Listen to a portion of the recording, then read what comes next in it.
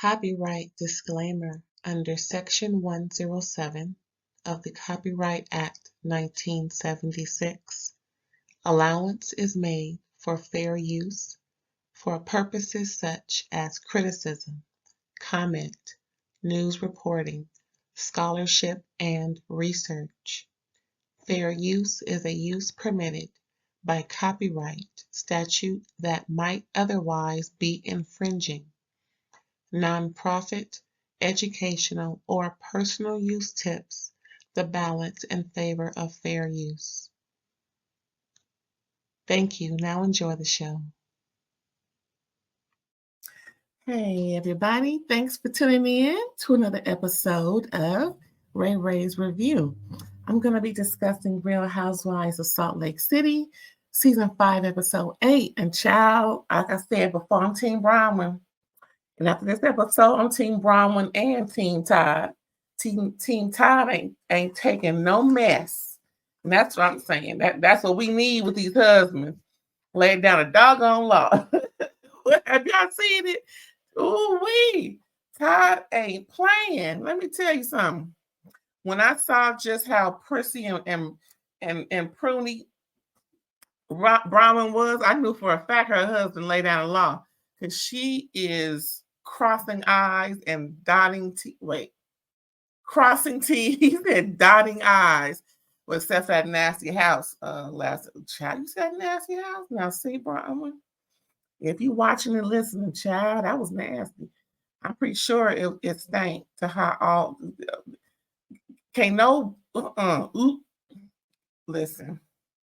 As beautiful and bountiful as that house is, I can't understand why on earth you let that number 1 and number 2 be on the floor during taping. It's obvious to me. I could be mistaken, but I don't think I am. It's obvious to me that you don't clean up nothing. Because those who clean up make sure before company come, at least the number 1 and number 2 was picked up. I mean, outside on the grass is one thing. We ain't going outside, throw it outside in the grass. But we're going to mop this floor. And we're going to spray some Lysol, original scent, and mop with some bleach. Because, everybody loves a good clean smelling house. It looks, when you come to somebody's house, you know they cleaned up. Because you smell bleach and Lysol original scent. At least when you come over my house. But you gonna smell, because baby, yeah, just make clean up before you come. That's fine. It don't mean it's never clean before when you ain't there.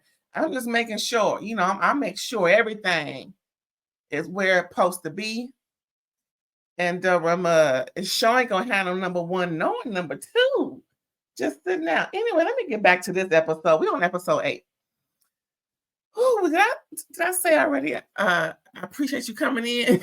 Please like, comment, subscribe if you haven't already, and share. We are about 800 and burpee. We're about 820 subscribers away from the magical monetization, and that's what we're trying to get to, baby. I swear.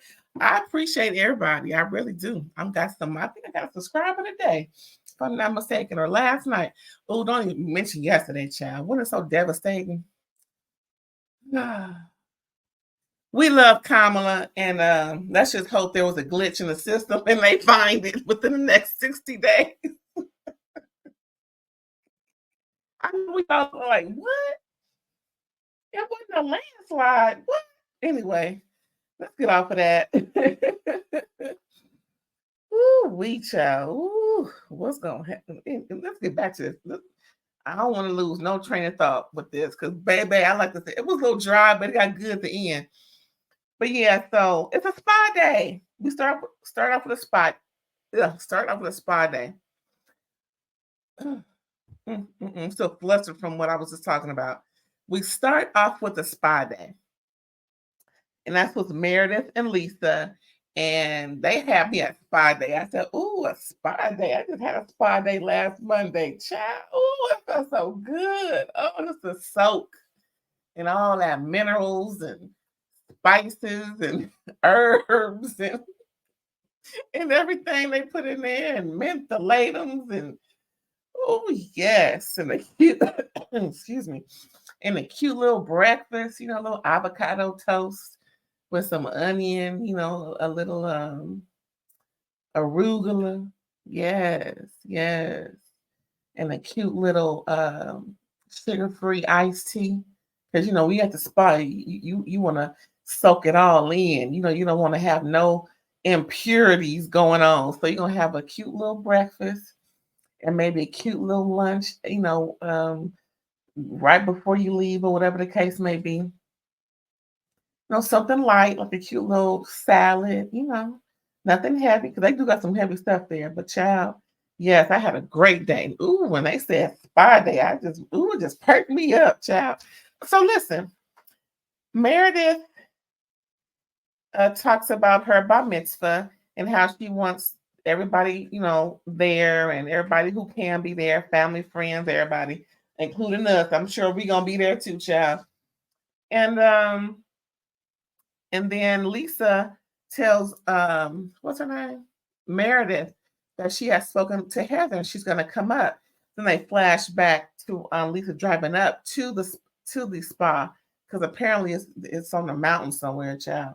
I don't think it's nowhere close because the way it looked like that was real far, like where I go, it's real far out, but it's still amongst the natives, you know what I'm saying? But yeah, Lisa and Heather, pretty much Heather couldn't wait to tell Lisa about that interaction with Bronwyn. And ooh, Heather's a trip, child. So yeah, so Heather gonna come up a little later and spill all the tea, child. So they're just having a good old time, and Meredith and Lisa, they're bonding again. I'm glad because that blow up season 3 was treacherous. Oh my goodness. Lisa said all that stuff about Meredith being the Holland Tunnel, the Holland Tunnel of Utah. Shout out to Sonia Morgan. Um, yeah, so pretty much okay. So here come all the BS come in, right? Heather comes in, meets the girls on the patio, and she's being invited to the bar mitzvah, and then she slides in well, I'm glad I'm being invited since I'm not going to thermal with you guys. And then Lisa's like, oh yeah, girl, spill the tea, spill the tea. So then Heather's lies on why Bronwyn invited her to her home. Pretty much, we all saw it. And if you didn't, real quick 1-2. Bronwyn and Heather weren't getting along. And so Bronwyn had this trip to celebrate her and her husband's first meeting. And it's going to be 3-4 days, maybe 2 or 3 days in Thermal, California, out there near Palm Springs. And since they weren't really getting along, she wanted to clear the air so that she can invite her, because of course she's not going to invite someone that she's fighting with. That's not the type of vibe that she's on, or her husband. And we're going to find out that later on too. So Heather is explaining it. First of all, she took it as if she had to come over there and grovel in order to be invited somewhere. And that was not how Bronwyn took it. I believe Heather was deflecting, trying to change the narrative so she wouldn't have to be accountable for her mouthy actions. But Bronwyn did apologize. It was sincere. She, gave a more than one olive branch to have Heather really hold herself accountable instead of having Bronwyn do it for her. But like I said, Heather took it as though, well, she, conveniently changed the narrative as if she needed to grovel for a trip. And Brown was like, no, I'm just trying to get, how you felt in the situation, and I've apologized. Don't you think you should apologize too? And that's what grown women do. Team Brown all the way. So fast forward to today. And so Heather tells that tale to Lisa and Meredith, making them think that Brown wanted her to grovel for a trip instead of owning it. Now, if you want, go back and watch the episode 8, when Heather is explaining. Heather brushed over real quick the apology that came from Bronwyn. It made it all about groveling for a trip to Thermal, California. First of all, where is Thermal? We know where, pretty much us aunties and unks, us grown folks, we know where uh, Palm Springs is. But now, let me tell you something. I go to Palm Springs at least twice a year. Well, I say once a year, occasionally twice, but for the most part, once a year on a business trip. And I've never heard of Thermal. I've heard of La Quinta, Cathedral City, Palm Desert, Indian Wells, my favorite, Rancho Mirage. What else is out there? Indio. That's kind of far out though, but still it's out there. But it must be on the other side of Palm Springs that I've never been to. I'm gonna check it out. But yeah, so going to Thermal as if it's some big old to do. But child, that property was a big old to do. Let me tell you. So anyway, so Lisa and Meredith are thinking, wow, that's what really happened, huh? Of course, they're not going to question Heather. But at the same time, they should want, especially Lisa, since she's real close. I would say she was real close to Bronwyn when they first, well, so episode 1, 7 episodes ago. And they know more about each other and everything. So it was, really weird. It was really weird at why Heather would change the narrative like that. I always thought of Heather as the more sensible one in the group because so far she has been. But this season, as Angie spoke about, now Bronwyn speaking about it, Whitney spoke about it. Just to think about, Heather has been a little, self-righteous and perhaps making people think they should think like her. So anywho, I'm cool on Heather. Then Lisa imagines Bronwyn as accusing Lisa and John of not being accountable. What I mean by that is, so then Lisa goes in on Bronwyn since Heather started. Lisa showed you like to pounce, don't she? So Lisa goes in on Bronwyn saying that, they were having a conversation about what had happened at Angie and Sean's 25th anniversary party with all the hoopla and the Salt Lake City banging and and all the yelling and screaming and carrying on. And then Lisa said after they spoke, she started to feel like she was being blamed for the fight. And pretty much, like I said, she's when I say imagine, Lisa just started this whole narrative about Bronwyn accusing her and John of not being accountable for their actions.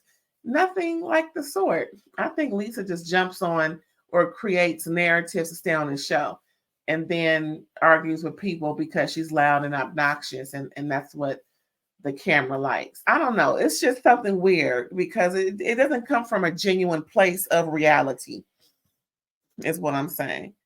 And then so Meredith speaks to Angie, husband. She kind of, since we're all talking about stuff. So then that sparks Meredith to talk about the conversation she had with Angie's husband at the party. Pretty much they were speaking outside and they didn't catch this or play any of this at the 2 episodes about the party, right? So we're finding out now that Meredith and Sean, Angie's husband, had a conversation about what he said on a podcast of sorts. Pretty much the spiel from Meredith was that she's using her son Brooks as a pawn to deflect from her own wrongdoing. And I'm like, what wrongdoing? That's the part that they didn't play or show. And, Sean was like, I believe it to be true. And Meredith is just appalled and just, so offended that he couldn't apologize. But he said at the party that he don't feel like he's wrong about what he said. So why are you apologizing for something you don't believe you're wrong in saying? Again, that's what she gets off. See, that's what I get off of these shows. Apologize for what you say, even though you don't mean the apology. Girl, what's the point in apologizing if somebody don't mean it? I'm just saying. So if I'm checking my notes, want to make sure I've got it all. Yeah, that was it. Excuse me. That was it, child. So they done with the spa. So now we have Bronwyn's. She bringing all her dogs and they all dressed up. Her and the dogs are dressed alike. Okay. So she calls Todd. He's in Korea. And pretty much she's just checking in with him about their trip. And pretty much Todd ain't having no mess. He said, I ain't going to be hanging around some folks that don't know how to act. So, how are you and Lisa doing? She was like, yeah, we all right. She pretty much confirmed who was going. That's why he asked, how's Lisa? Because she coming. He know Heather ain't coming. He know Brittany ain't coming. Off rip, Brittany wasn't coming, child. But the other couples are coming. And so far, so good. See, I'm with Todd. I ain't with no mess. Plus, he older. Old folks can't stand a whole lot of noise like that. So, I mean, he's 70. Yeah, 2 more years. Anyway, she 30 something and he's 70. Let's see. She had her 19-year-old when she was 18. So that's 37. Child, don't give me a line. I gotta add subtract.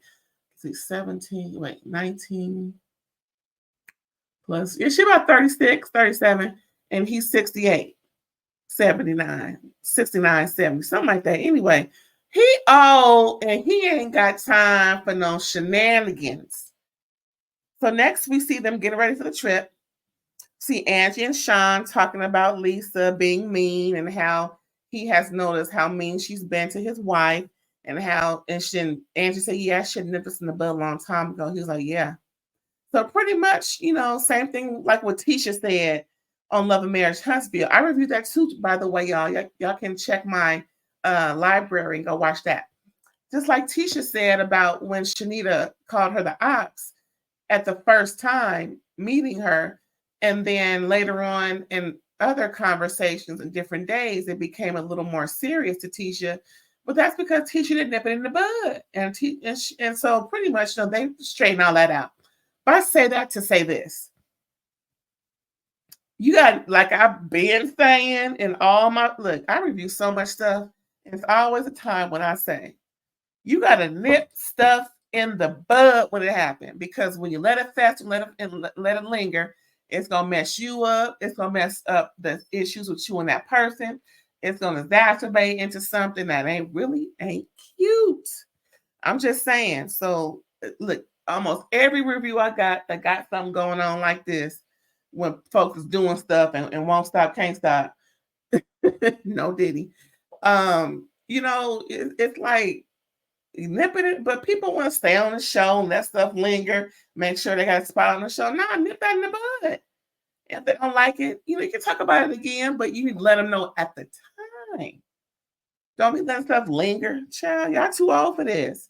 Who else? Okay, so Whitney and Justin. Was that done with Andrew? Yeah, they done. So Whitney and Justin. Now we're watching them get ready, and they talking about about John and the apology that ain't gonna never happen.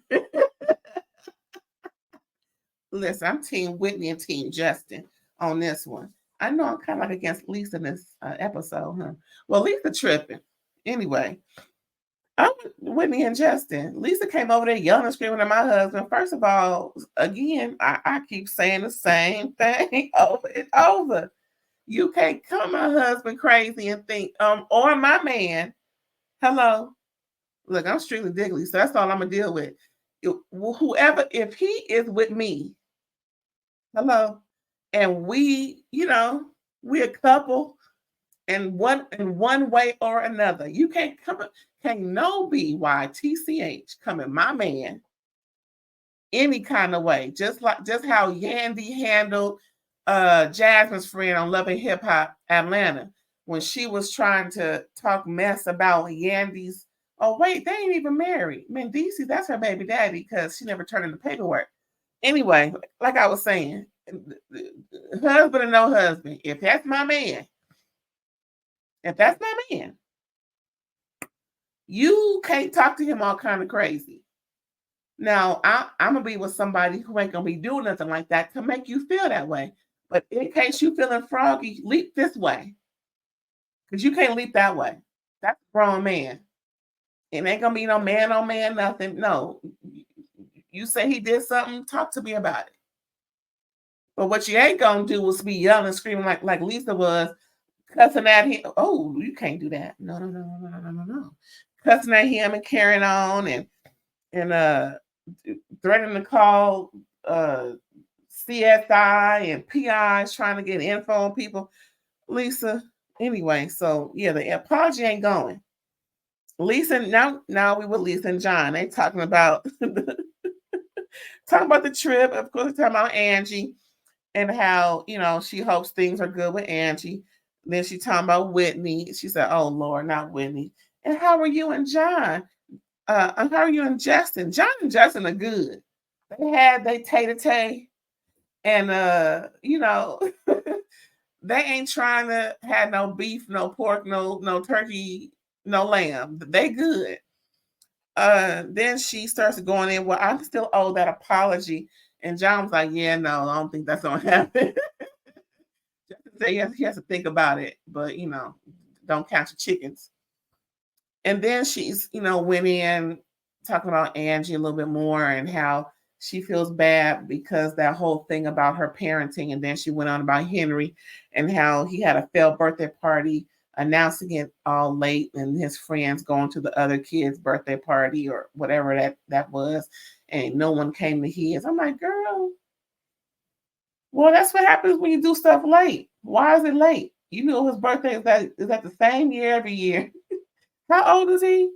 I mean, just postpone it. Okay, you can't come to say you'll do it next week. It's you can always have a kid's birthday respectfully within a week of the before or after the birthday. That's just perfectly fine. You ain't even got to be the same day. But I would have just said, you know what? Redo the date.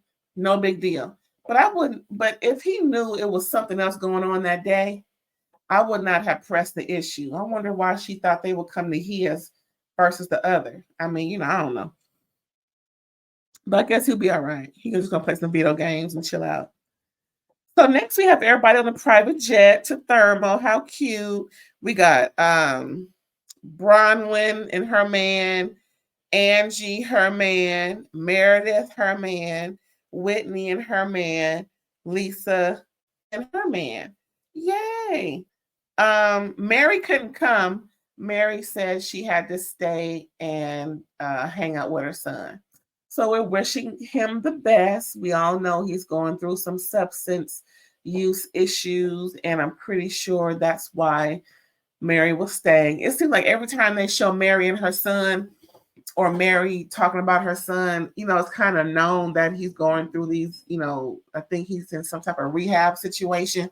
So and we see how it's developing, and now she's not hanging out with everybody when she was hanging out with everybody, so, again, we're going to wish them well. We ain't going to say nothing bad because people in those situations don't need nobody ragging on them.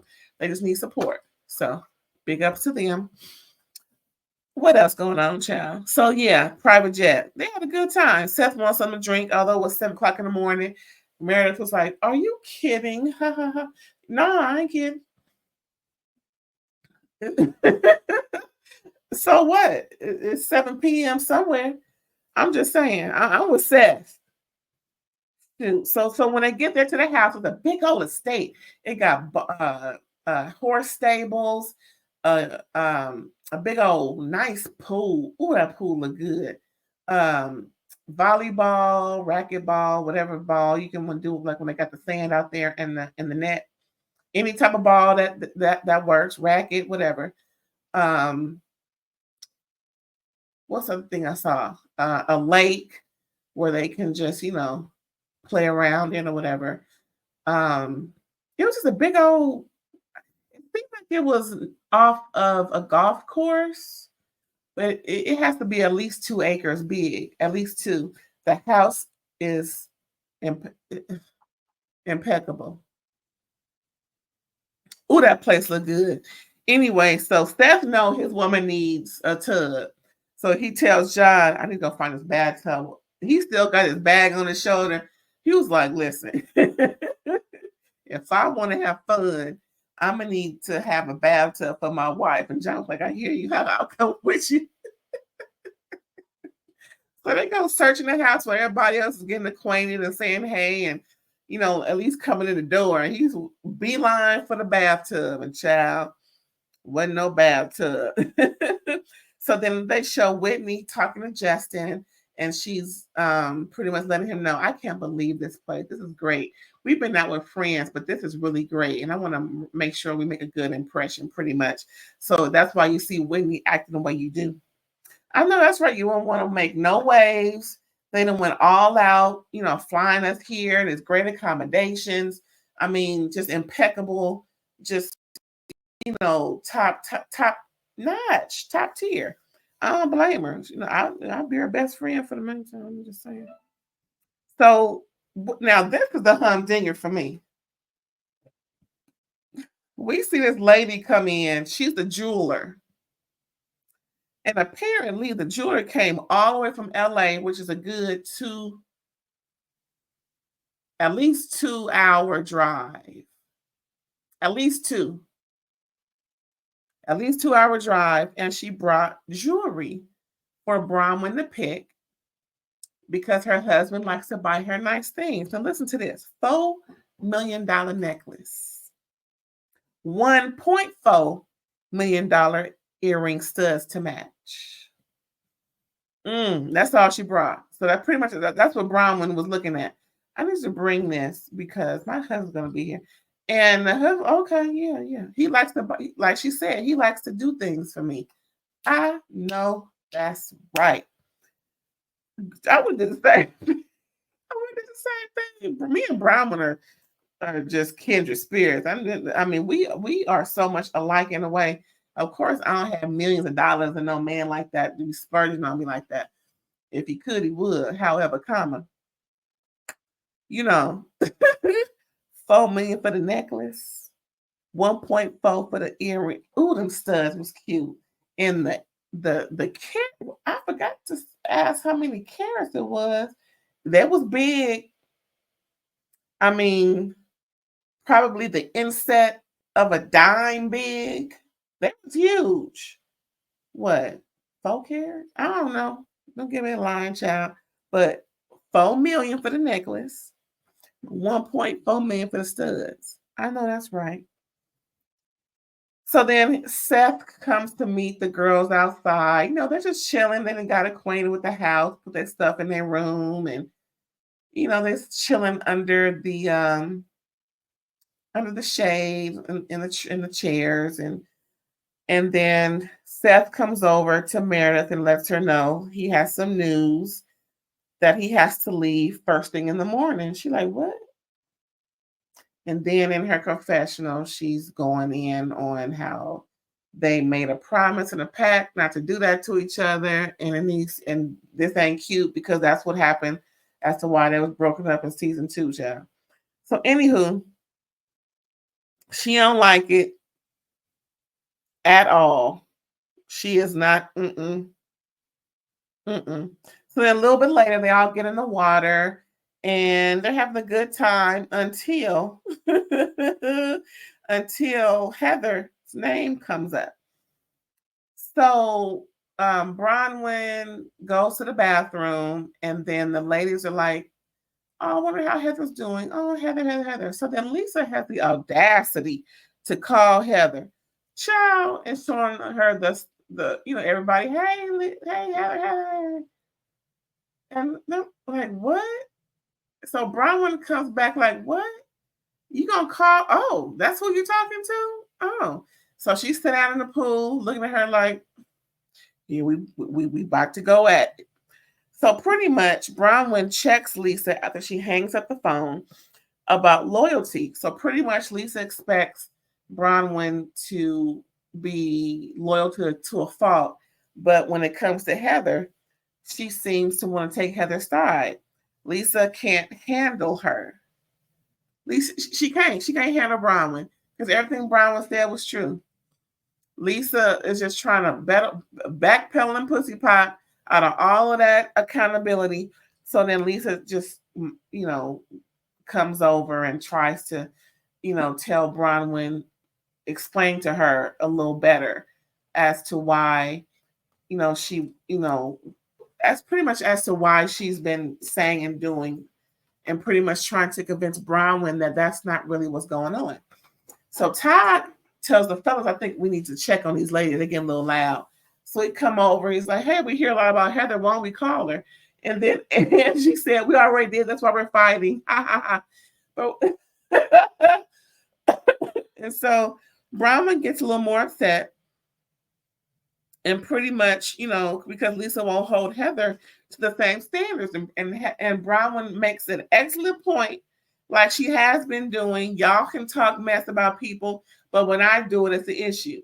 Now you're not trying to hold both Heather and me to the same standard, and that's not cool. Plus, Lisa won't check on Bronwyn because of the personal stuff that only Lisa knows what's going on with her family. Stuff with her daughter and her daughter's father, his family, them being kind of crazy about thinking that her daughter should beg for them to be in her life instead of vice versa. Anywho, so pretty much they all start getting out of the water after Bronwyn checks Lisa and walks out. And then they're all getting dressed, and Todd approaches Bronwyn's like, listen, I'm not gonna be doing all this fussing and fighting and this shit no more this for the rest of this week. So I suggest you handle it. Either you tell them or I tell them that they can go. Because if they can't control themselves, then it's time to go. I'm with Todd. I ain't got time. I'm trying to enjoy myself. I'm about to buy $8,000 million of diamonds for you. And Todd don't want no more of this shit no more. Todd said no. So, next thing you know, we see Todd going to John sitting outside in the wicker chair in the sun trying to get some tanning, I guess. And pretty much he said, I already told Bronwyn I ain't going to be going through all this rigmarole while we're here. So, you can talk to your wife, or if y'all can't respect my wishes, y'all can go. I know that's right. I mean, and then John immediately got up and said, okay, I'll go check in with Lisa. And child, that was it. He checked in with Lisa. While he checking in with Lisa, Todd go back to Bronwyn and said, okay, it's time for lunch. And then he said, it's only been 3 hours since we've been here, and I can't take it now. You mean tell me all this happened within the first 3 hours of them being on his property? Todd had enough. Todd said, damn 3 days or however long they're going to be.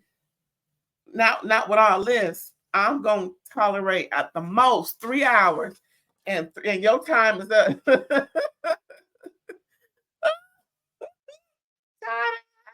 Todd ain't having it. I don't blame him. I'm with Todd.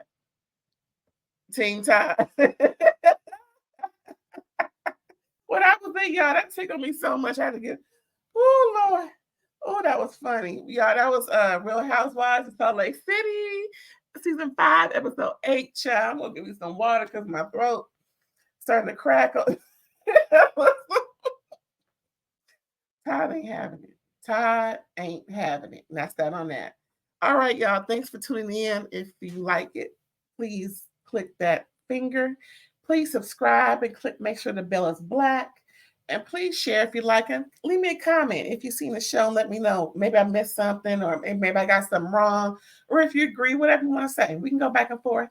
All right, y'all. See you later. Bye.